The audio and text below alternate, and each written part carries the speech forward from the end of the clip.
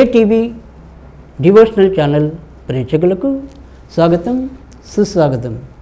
ఈరోజు మనం నక్షత్రాలు లక్షణాలు కార్యక్రమంలో మరి పుబ్బ నక్షత్రం యొక్క ఫలితాలేంటి, వారి యొక్క గుణగణాలేంటి మొదలైనవన్నీ కూడా సవివరంగా తెలుసుకుందాం. ఈ పుబ్బ నక్షత్రం అంటే కనుక దీన్ని మనం షార్ట్కట్లో పుబ్బ అంటాం, కానీ పూర్తిగా చెప్పాలి అంటే కనుక దాన్ని పూర్వ పల్గుని అని చెప్పటం అనేది సబబు. సో పూర్వ పల్గుని వాడుక భాషలో పుబ్బ అని పేర్కోవటం అనేది జరుగుతుంది. ఈ పుబ్బ అనేది నక్షత్రాధిపతి అయితే కనుక శుక్రుడు అవుతున్నాడు, రాశ్యాధిపతి అయితే కనుక రవి అవుతున్నాడు. ఇక నవాంశలోకి వచ్చేప్పటికీ ఇక్కడ మనకి శుక్రుడి యొక్క ప్రథమ నవాంశ దానికి అధిపతి అయితే రవి అవుతున్నాడు, రెండవ నవాంశకి బుధుడు కారకుడు అవుతున్నాడు, మరి మూడో నవాంశకు శుక్రుడు అంటే మూడో పాదంలో జన్మించిన వారికి శుక్రుడు అవుతున్నారు, నాలుగో పాదంలో జన్మించిన వారికి కుజుడు అవుతున్నారు.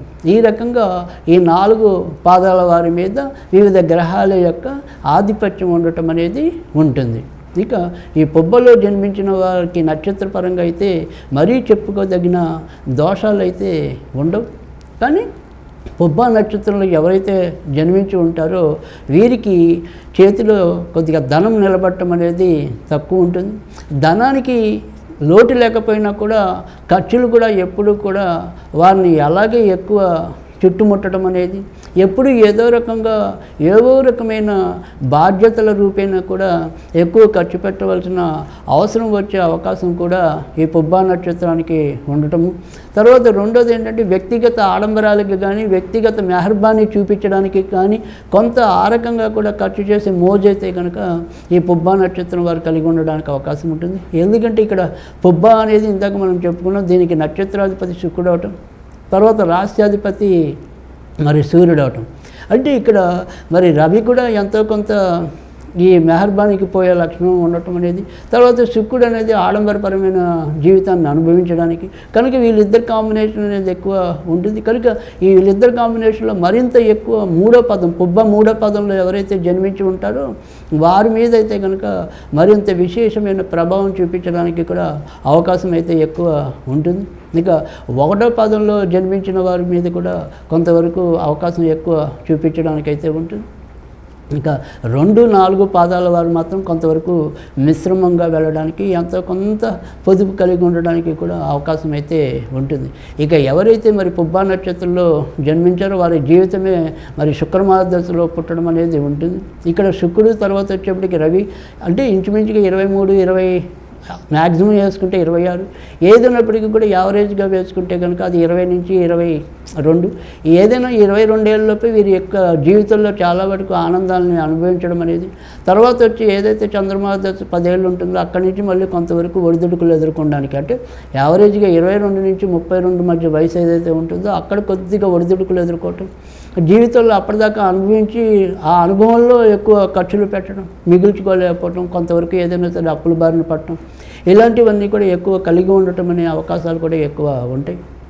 కనుక 22 నుంచి 32 మధ్య మాత్రం కొంతవరకు ఒడిదుడుకులు అధికంగా, తర్వాత నిర్ణయాలు తీసుకోవడంలో కూడా ఒక రకమైన చపల చిత్తాన్ని కలిగి ఉండటం, ఉద్యోగాల్లో ఉంటే కనుక తరచు బదిలీలు లేదా మార్పులు, ఇలా ఇవన్నీ కూడా మార్పులు చేర్పులతోనే వీరి జీవితం ఎక్కువ సాగటం అనేది ఉంటుంది. 32వ ఏట నుంచి మళ్ళీ క్రమేపీ బలపడటం అనేది, తర్వాత మళ్ళీ కుదురుకోగలగటం అనేది కూడా సాధ్యమవుతుంది. 29 అంటే ఇంచుమించుగా మళ్ళీ 30వ ఏటకు వచ్చేప్పటికి ఏదైనా సరే దూర ప్రయాణాలు చేయాలనే అభిలాష ఎవరికైనా కనుక కలిగి ఉంటే, విదేశాలకి వాటికి వెళ్ళాలనే కోరిక ఏదైనా ఉంటే ఆ 30వ ఏట నుంచి మరింత ఎక్కువ ఏళ్ళు అక్కడ ఉండిపోవడానికి కూడా సాధ్యమయ్యే పరిస్థితులు అయితే ఉంటాయి. ఇంకా పుబ్బ నక్షత్రం వారు ఎవరికైనా సరే వివాహ విషయంలో పెద్దగా ఇబ్బందులు చెప్పుకోదగిన ఇబ్బందులు అయితే లేకపోయే అవకాశాలు ఎక్కువ ఉండటం అనేది ఉంటుంది.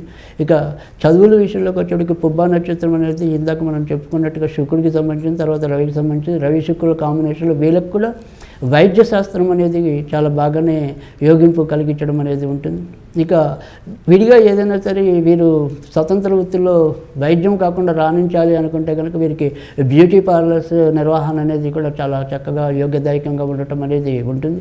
తర్వాత వీళ్ళకి కూడా టైలరింగ్కి సంబంధించిన అంశాలు ఏవైతే ఉంటాయో అవి కూడా బాగానే ఉపయుక్తంగా ఉండటం అనేది ఉంటుంది.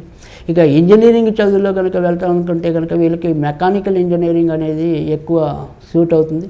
తర్వాత కొంతవరకు ఏరోనాటికల్ ఇంజనీరింగ్ అనేది కూడా వీరికి ఎక్కువగా ఉపయుక్తంగా ఉంటుందని చెప్పవలసి ఉంటుంది.